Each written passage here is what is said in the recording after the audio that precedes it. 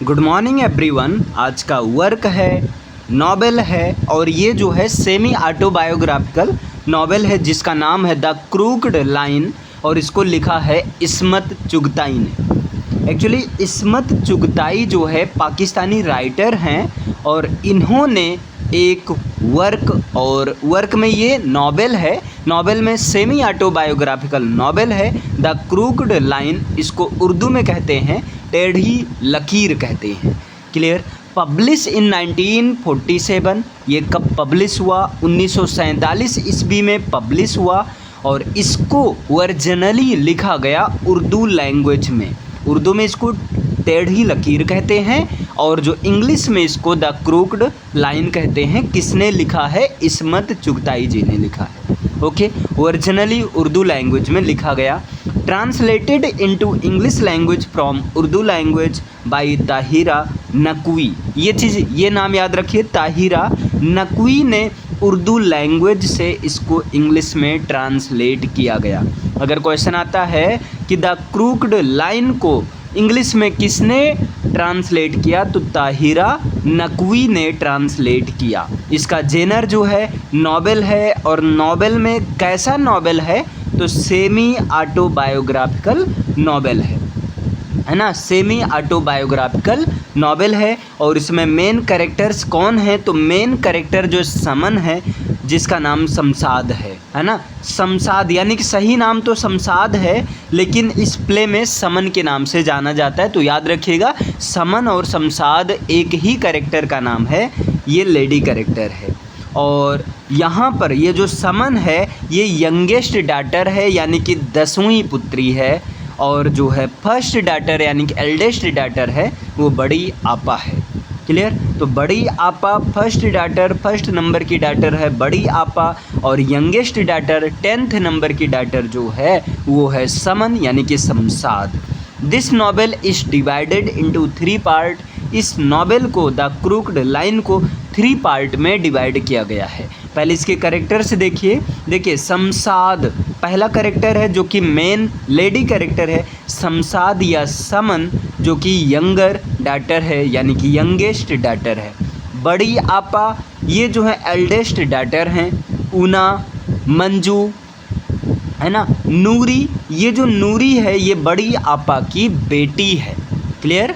बड़ी आपा की बेटी है और मंजू ये one of the sisters of Shamshad. Shamshad की बहनों में से एक बहन है ये और जो कि मंजू समन का बहुत केयर करती है। क्लियर। नूरी ये जो है बड़ी आपा की बेटी है। मिस चरण ये टीचर हैं। जब ये बोर्डिंग स्कूल में गई होती हैं समन, तब मिस चरण इनकी केयर टेकर बनती हैं, इनकी देखभाल करती हैं, है ना। काफ़ी लगाव रखती हैं यानी कि मिस चरण और समन के बीच काफ़ी ज़्यादा लगाव अफेक्शन हो जाता है। राय साहब ये प्रेमा के फादर हैं। प्रेमा जो हैं ये समन की फ्रेंड का नाम है। बिलकिस, रशीद, इजाज, नरेंद्र और जो है सतिल और कॉमरेड समद, ये कुछ लवर हैं, है ना। किनके लवर हैं? समन के लवर हैं जो कि समन की लाइफ में आते हैं और कहीं ना कहीं समन को प्रभावित करते हैं। और यहाँ पर इफ्तियार भी एक कैरेक्टर है ना। इफ्तियार भी इनका लवर है। रोनी टेलर ये आयरिश आर्मी कैप्टन्स हैं।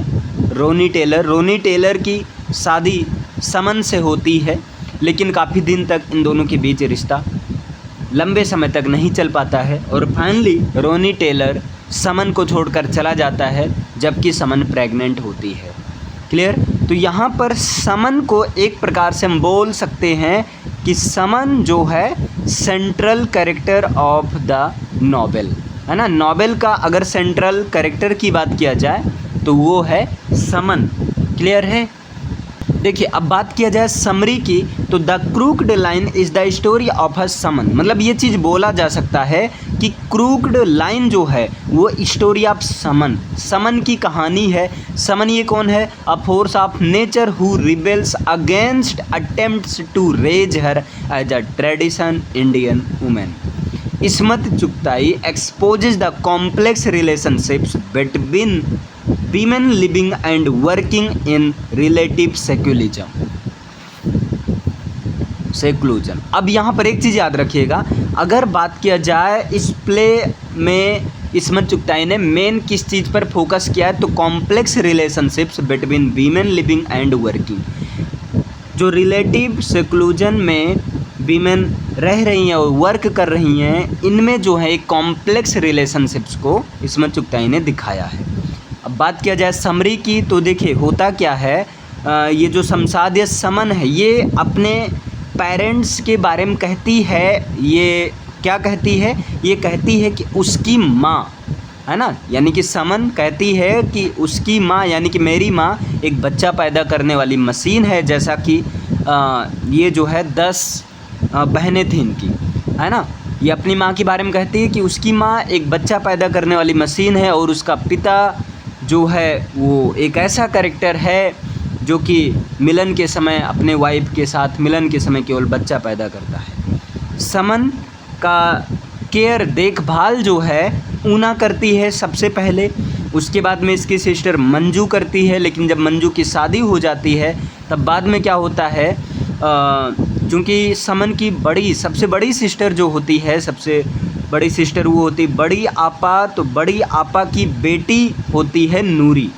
तो नूरी और समन लगभग सेम एज की थी, स्कूल मेट थी, ये दोनों स्कूल जाती थी। नूरी पढ़ने में अच्छी थी, समन अच्छी नहीं थी, है ना। और बड़ी आपा कहती भी है, बड़ी आपा कहीं ना कहीं समन से हेट करती है और वो कहती है कि अगर नूरी में कुछ खराबियां हैं तो वो समन के वजह से। फिर इसके बाद में समन चूँकि पढ़ने में बहुत कमज़ोर थी, इसलिए समन को बोर्डिंग स्कूल में भेज दिया जाता है। और जब बोर्डिंग स्कूल में भेज दिया जाता है तो वहाँ पर मिस चरण के साथ समन और मिस चरण का काफ़ी अच्छा जो है लगाव हो जाता है।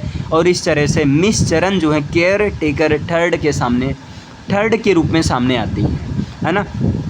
फिर आगे चलकर समन, चूँकि मिस चरण जो है बहुत ज़्यादा एक ओपन माइंडेड की थी और मिस चरण को स्कूल के प्रिंसिपल निकाल देते हैं, है ना, चूँकि बहुत ही ज़्यादा फ्री माइंड की थी।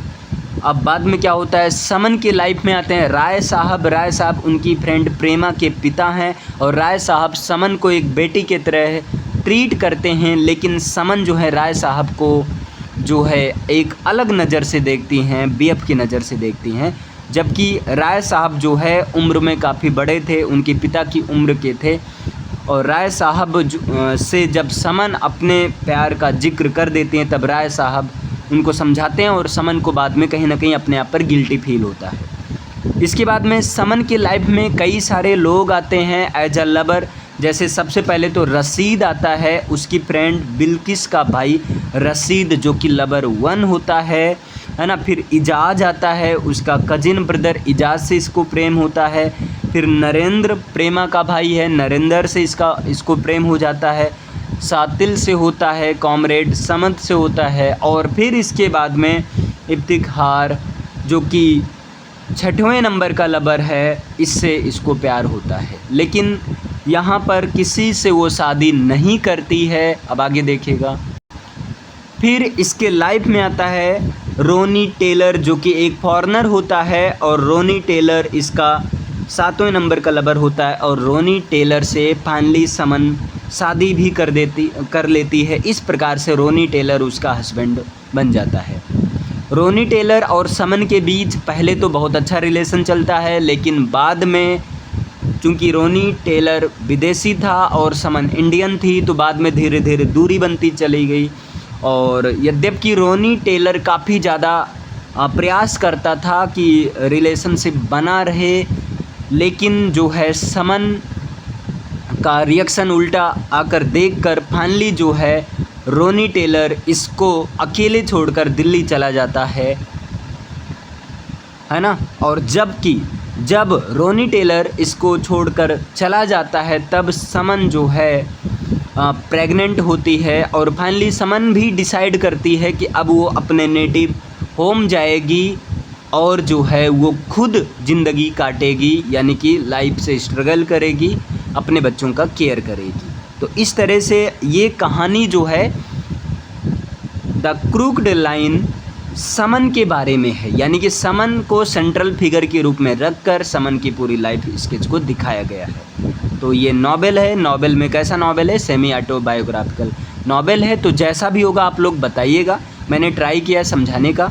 जो भी फीडबैक होगा इसको ज़रूर दीजिएगा। Until then keep smiling, keep watching and thank you so much.